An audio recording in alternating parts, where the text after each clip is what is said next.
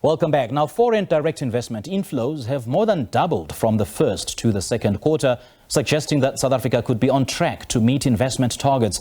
But depressed growth levels and the state of state-owned enterprises, particularly Eskom, make the country a less attractive option for investors. For more on this, we're now joined by Trade and Industrial Policy Strategies Executive Director, Saul Levin. Mr. Levin, a very good afternoon to you. Thank you so much for joining us. Welcome to The Full View. Thank you. Good afternoon. What are the trends in terms of foreign direct investment here in South Africa? What do you see? So we were seeing quite a strong upward trend, and it was up until COVID hit that we saw a large amount of growth in investments. COVID obviously set that back, and we were starting to see some recovery. The problem, of course, is that our overall level of investment is just not sufficient for the kind of economic growth that we need as a country. Yeah. We should be getting, there's a measure we call gross fixed capital formation, and that figure could be about 25% if we want to get the growth. We're sitting at about 13 or 14%, which really is inadequate. And it does require a few things to be done differently in order to get to those kind of levels that are needed. Let's now talk about the extent to which foreign direct investment has on the country's economy. Yes, so, I mean, we're looking at a few things. So it's not only the foreign direct investment, we would look at investment overall. Yes. Because one of the things that foreign investors would look at is, are domestic firms investing? If domestic firms aren't investing, then they're going to be pretty cautious. So I think in any strategy that government has around investment, it has to do what investors across the board, domestic and international investors, are looking at or take into account their needs and support them in different ways. So obviously, the first thing that we need to sort out would be electricity. And that has a few things. So the first one is obviously Eskom is not giving us what we need. But the second problem is that firms are investing in their own generation and coming up with solutions. And that diverts their investment that they would make into productive activities, into keeping the lights on, keeping the factories running, keeping their shops going. So the challenge is that we're not seeing investment in new productive activities because people are putting a lot of their resources into other places. It does open up new opportunities for investment in the renewables and those kind of industries. But there are quite a few other things that need to be done, but that would be the starting point.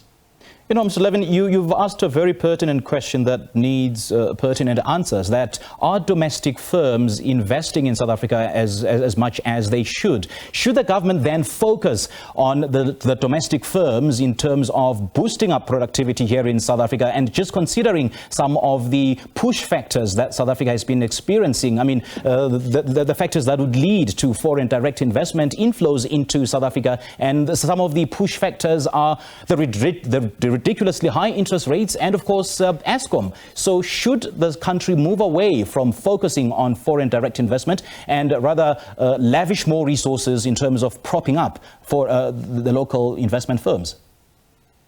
You need to do both. So I wouldn't advocate a strategy that says one or the other. If you just focus on the international, I would think that would be a blunder. If you just focus on the domestic, that wouldn't work as well, because the foreign investors bring technology, they bring access to new markets, they bring a whole skill set that we may not have in the country. So you do need to do both.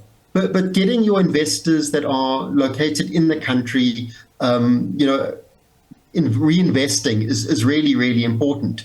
And things like that, they understand the market, they know where the market is, they understand the opportunities, they know how the South African economy works. So to get them to commit to the economy is an important signal for international investors as well. Because if your domestic firms are investing in Europe or other countries, then that's sending quite an important signal that maybe firms don't want to invest in the domestic market. So part of it would mean, how does the South African government work with the domestic firms? How do we create an environment that leads them to want to invest. And there's a few things, already we see the Department of Trade and Industry does a lot. They've got a number of incentives and support measures, including the new one now to support firms sorting out their own electricity. But that budget has been declining in real terms. So if we want to see domestic investors, making new investments, that they do need to be incentivized. That there's a key role for governments globally that they do that. And it's not just national government. We see an important role for local government, providing what people refer to as network industries, the electricity, the roads, the rail, all of those kind of infrastructure that is provided by SOCs, but also local government. Those become really important and offer huge opportunities to grow local economies. Well, you just said that the government should start looking at incentivizing the domestic markets or the domestic investors. But then is the environment conducive enough? Is it fertile ground for the domestic investors, of course, to thrive and boost the economy? So there are a number of challenges. One that you alluded to is the really high interest rates. So a lot of the South African economy is driven by your top 10% because we're an unequal economy. The high interest rates mean that they are squeezed, and that creates a number of challenges for demand in the domestic economy. And then the second thing is we need to address that inequality.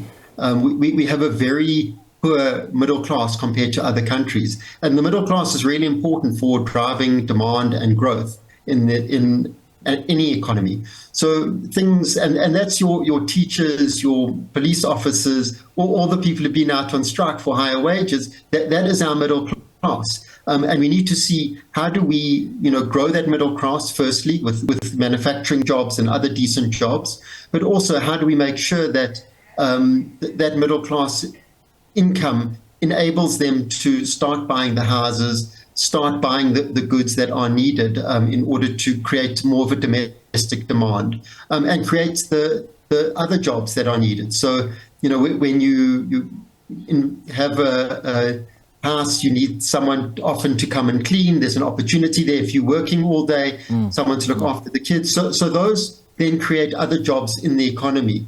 So there's a whole lot of knock-on effects by supporting the growth of a middle class, including demand for a whole range of goods. Okay. That then triggers the investments that we need. All right, Mr. Levin, great chatting to you. Thank you so much for sharing your thoughts and your analysis with us this afternoon.